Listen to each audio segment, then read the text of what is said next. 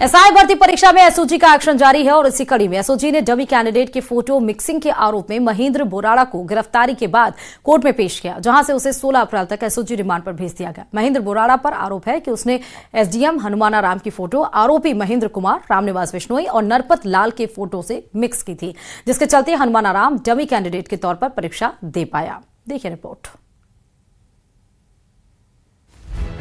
SI भर्ती परीक्षा में डमी कैंडिडेट का मुद्दा।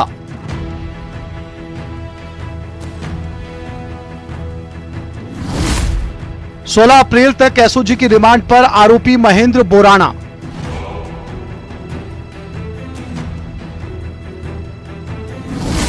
असली और डमी अभ्यर्थी की फोटो मिक्सिंग का आरोप। भर्ती परीक्षा में पेपर लीक और डमी अभ्यर्थी मामले को लेकर एसओजी का एक्शन लगातार जारी है। अब तक सैकड़ों आरोपियों को गिरफ्तार किया जा चुका है। सोमवार को फोटोग्राफर महेंद्र कुमार को भीनमाल से गिरफ्तार कर कोर्ट में पेश किया गया, जहां से उसे 16 अप्रैल तक एसओजी की रिमांड पर भेजा गया है। आरोपी फोटोग्राफर महेंद्र कुमार पर आरोप है कि उसने आरएस अधिकारी हनुमानाराम और मूल अभ्यर्थी नरपत लाल रामनिवास की फोटो को मिलाकर फर्जी फोटो बनाई थी। इन एडिट फोटो की मदद से आरएस हनुमानाराम ने डमी कैंडिडेट बनकर परीक्षा दी थी। 14 सितंबर को आरएस हनुमानाराम ने नरपत लाल की जगह दी एसआई भर्ती परीक्षा। 15 सितंबर को आरएस हनुमानाराम ने दी रामनिवास बिश्नोई की जगह परीक्षा। इस प्रकार हनुमानाराम ने नरपत लाल और रामनिवास दोनों को एसआई भर्ती की लिखित परीक्षा पास करवाई थी। हालांकि वो अंतिम मेरिट सूची में चयनित नहीं हो पाए। अब एसओजी के अधिकारी ये पता लगाने में जुटे हैं कि आरोपी ने इसके अलावा और कितने डमी और मूल अभ्यर्थियों की फोटो से छेड़छाड़ की।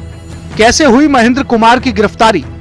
एसओजी सूत्रों की माने तो एसआई भर्ती परीक्षा में डमी कैंडिडेट के रूप में आरएस अधिकारी हनुमानाराम को परीक्षा दिलवाने वाले रामनिवास बिश्नोई की सूचना पर महेंद्र कुमार को गिरफ्तार किया गया है। महेंद्र भीनमाल में फोटो स्टूडियो चलाता है। वो फोटोग्राफी, वीडियोग्राफी और फोटो मिक्सिंग का काम करता है। राजस्थान पुलिस सब इंस्पेक्टर भर्ती परीक्षा नकल प्रकरण 2021 के मामले में एसओजी ने बड़ी कार्रवाई करते हुए एक फोटोग्राफर को गिरफ्तार किया है। फोटोग्राफर का नाम महेंद्र कुमार है, जो कि जालोर के भीनमाल का रहने वाला है। एसओजी ने उसे 16 अप्रैल तक रिमांड पर लिया है। एसओजी की पड़ताल में सामने आया कि महेंद्र कुमार ने ही सरगनाओं से मिलकर के आरएएस ऑफिसर हनुमानाराम, उसके अलावा उसकी जगह मूल अभ्यर्थी नरपत लाल और उसके अलावा रामनिवास की फोटो में काटछाट करके एडिटिंग की थी और इन एडिटिंग की गई फोटो को एडमिट कार्ड में लगा करके हनुमानाराम ने परीक्षा दी थी।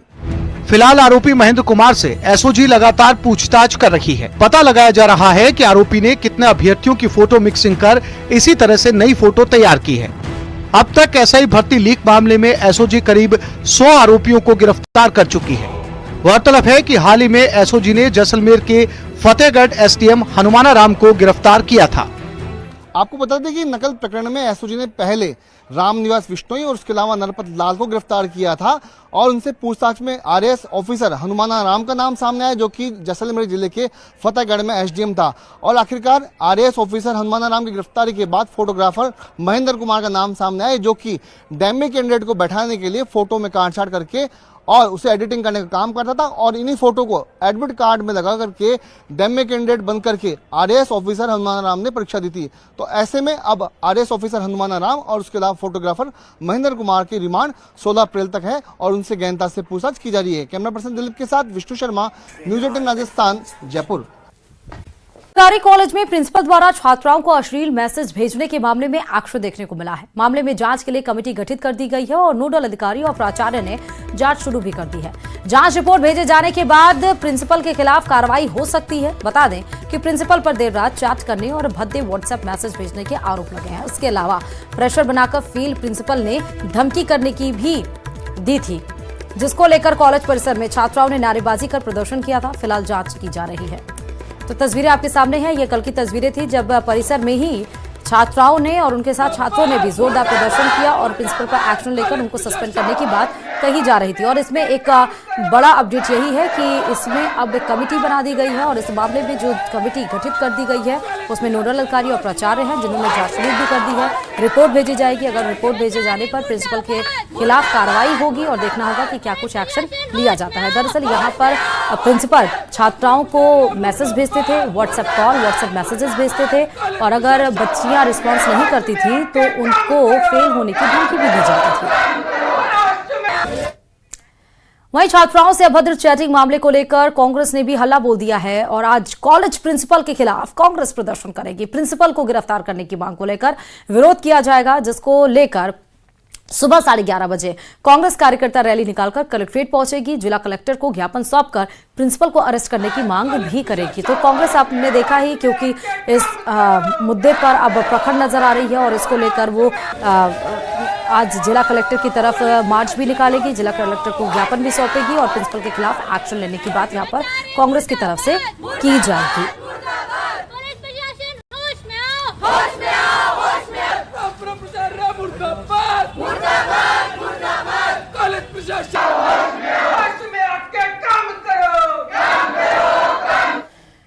सिरोही के माउंट आबू में शर्मसार करने वाली घटना सामने आई। एक अधेड़ शख्स ने एक लड़की के पैरों की फोटो अपने मोबाइल में क्लिक कर ली। लड़की ने अधेड़ को फोटो क्लिक करते देख लिया तो वह असहज हो गई और अपने परिजनों को बता दिया। इस पर परिजनों ने फोटो क्लिक करने वाले शख्स को जमकर खरी खोटी सुनाई। हालांकि बाद में अधेड़ ने भी फोटो डिलीट कर दिया। ये पूरी घटना माउंट आबू के जैन मंदिर की बताई जा रही है। तस्वीरें आपके सामने हैं उस अधेड़ की, जिसके फोन में एक लड़की के पैरों की तस्वीर है और लड़की ने हालांकि गनीमत रही कि जब वो फोटो क्लिक कर रहा था तो उस अधेड़ को पकड़ लिया, मतलब देख लिया और उसके बाद पूरी घटना अपने परिवार को बताई। परिवार ने अधेड़ को खूब डांटा भी और उसके बाद उसके फोन से वो फोटोज भी डिलीट करवाए गए। पूरी घटना आबू के जैन मंदिर की बताई जा रही है।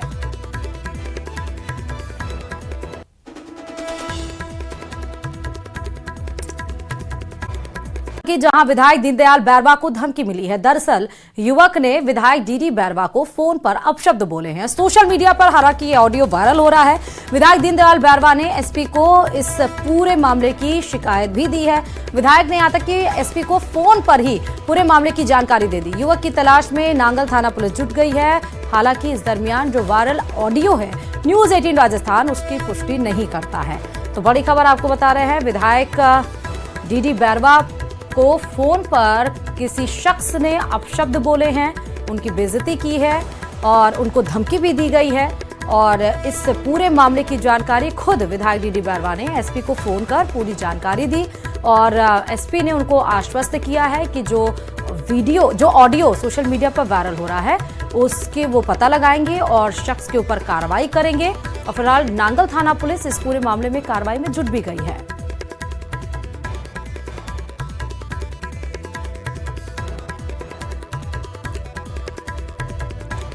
और बड़ी खबर आपको नेशनल हेराल्ड केस से जुड़ी हुई बताते चले, क्योंकि कांग्रेस के शीर्ष नेतृत्व के खिलाफ ईडी की चार्जशीट को लेकर कांग्रेसियों में आक्रोश है। कांग्रेस कार्यकर्ता आज राजस्थान समेत देश भर में दोपहर 12 बजे देश भर में केंद्र सरकार के खिलाफ प्रवर्तन निदेशालय यानी ईडी के कार्यालयों पर प्रदर्शन करेंगे। अखिल भारतीय कांग्रेस कमेटी के निर्देश पर देश भर में यह विरोध प्रदर्शन किया जाएगा। जयपुर में भी प्रदेश कांग्रेस कमेटी के अध्यक्ष गोविंद सिंह डोटासरा के नेतृत्व में ईडी के ऑफिस पर प्रदर्शन किया जाएगा। नेशनल हेराल्ड केस में ईडी की चार्जशीट में सोनिया गांधी और राहुल गांधी के साथ सैम पित्रोदा का भी नाम शामिल है। और जैसे ही चार्जशीट में ये नाम सामने आया उसके बाद कांग्रेस ने मानो इसको लेकर हल्ला बोल दिया है और आज जोरदार प्रदर्शन ना सिर्फ राज्य में किया जाएगा, राज्य में तो आज राजस्थान में ईडी कार्यालय के बाहर दोपहर 12 बजे का समय बताया गया है, जहां पर कांग्रेस के द्वारा जोरदार प्रदर्शन होगा। ऑल इंडिया कांग्रेस कमेटी यानी एआईसीसी के नेतृत्व में ही ये जोरदार प्रदर्शन आज पूरे देश में कांग्रेस की तरफ से किया जाने वाला है।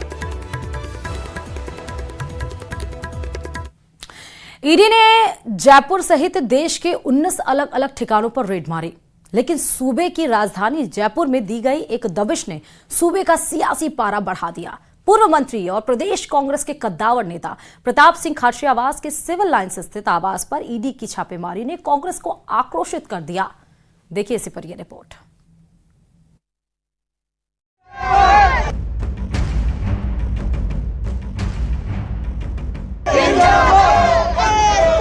जिंदाबाद साफ जो है यहाँ पर पुलिसकर्मी लगा दी गई, जिससे 3 खाचरियावास पर ईडी की रेड से मची सियासी रार।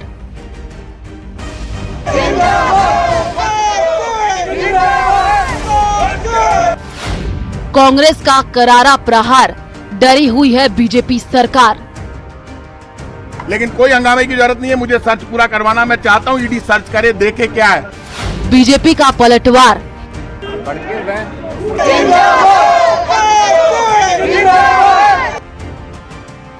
कानून कर रहा काम, नाहक मचाया कोहराम।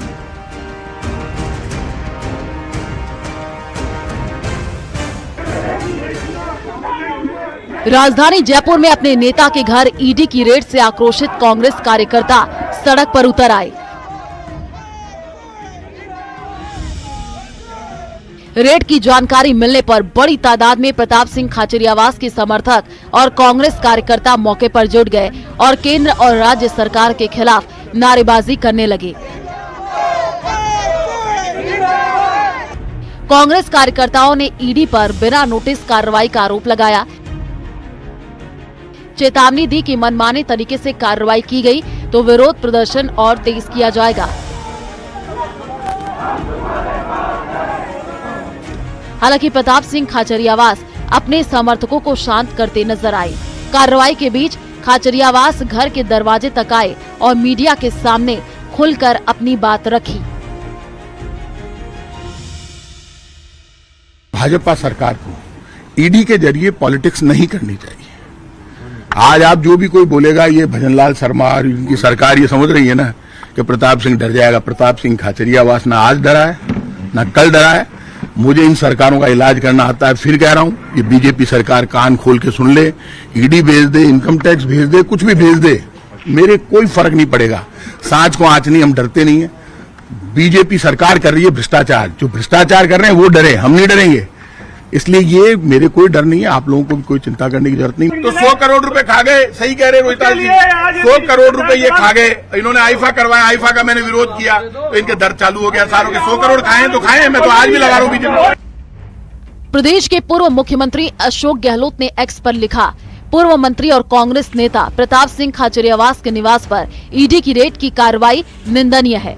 2020 में राजस्थान में कांग्रेस सरकार गिरने के प्रयास के समय भाजपा का मुखरता से विरोध करने पर खाचरियावास से ईडी ने केवल प्रताड़ित करने के उद्देश्य से 12 अगस्त 2020 को 7 से 8 घंटे लंबी पूछताछ की थी। क्योंकि वो राजस्थान की भाजपा सरकार के खिलाफ मुखर रहते हैं तो फिर से ईडी ने दस्तक दे दी है।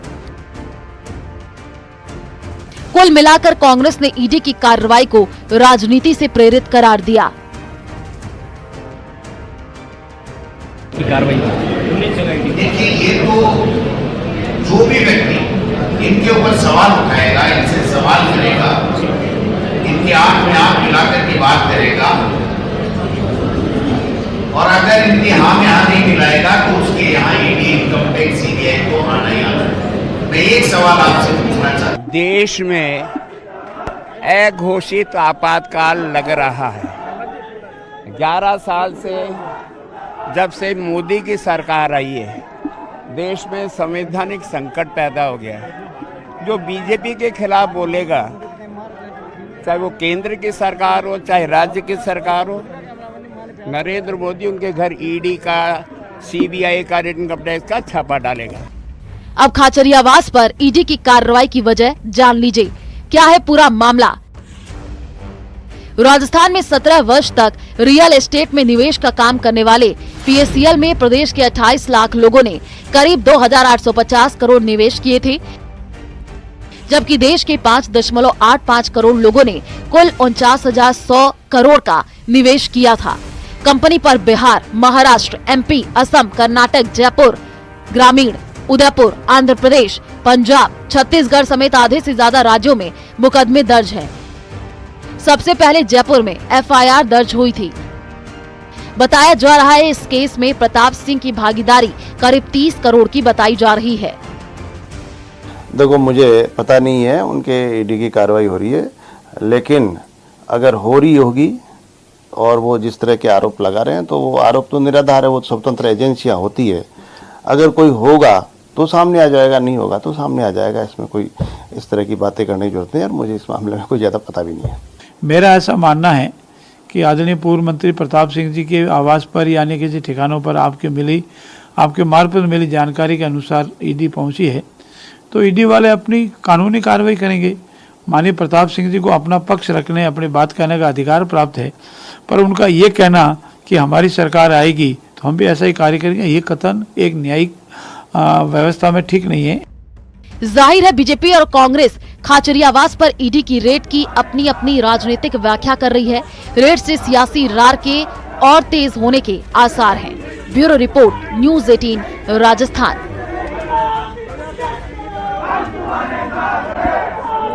पुलिस कर्मियों को सीएम ने सौगातें दी हैं। जी हां, मुख्यमंत्री भजनलाल शर्मा ने बड़ी घोषणाएं की हैं। आज राजस्थान पुलिस के क्षेत्र में स्थापना दिवस पर मैस भत्ता 2400 से बढ़ाकर 7200 रुपए किया गया और वहीं वर्दी भत्ता भी 1000 रुपए से बढ़ाकर 7000 कर दी।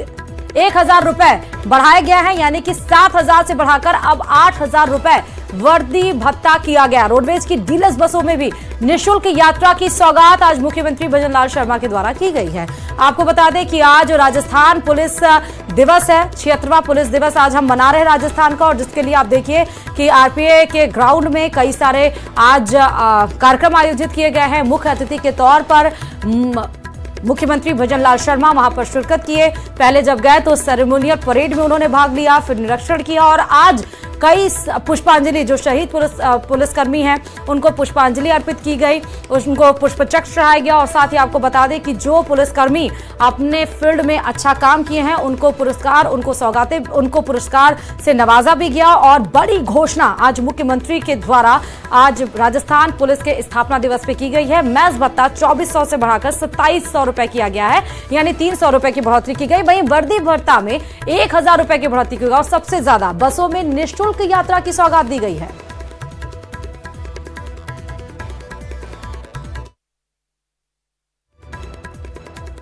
कि मैं कांस्टेबल से सहायक उप निरीक्षक स्तर के कर्मियों को वर्दी भत्ते के जो 7000 रुपए से बढ़ा करके 8000 रुपए करने की घोषणा करता हूं। साथ ही पुलिस निरीक्षक तक के अधिकारियों का मेस भत्ता भी 2400 रुपए से बढ़ा करके 2700 रुपए किया जाएगा। सभी को जानकर हर्ष होगा कि पुलिस बल के साथ ही जनसेवा के लिए प्रेरित करने की दृष्टि से जेल कर्मियों, होमगार्ड्स, नर्सिंग कर्मियों, पैरामेडिकल स्टाफ, वन कर्मियों एवं चतुश्रेणी कार्मिकों भी देय भत्तों में वृद्धि प्रस्तावित है। वर्तमान में राजस्थान पुलिस के कांस्टेबलों से पुलिस निरीक्षक स्तर तक के कार्मिकों को राजस्थान रोडवेज की एक्सप्रेस श्रेणी की बसों में निःशुल्क यात्रा सुविधा उपलब्ध है। मैं घोषणा करता हूं कि इन पुलिस कर्मियों को एक्सप्रेस श्रेणी की बसों के अतिरिक्त सेमी डीलक्स बसों में भी निःशुल्क यात्रा की सुविधा उपलब्ध कराई जाएगी। पुलिस कर्मियों के कल्याण और प्रभावी पुलिसिंग के लिए अनेक पहल की है। पुलिस आधुनिकीकरण एवं संबंधित आधारभूत संरचना के लिए 200 करोड़ रुपए का police modernisation and infrastructure fund गठित किया जाएगा।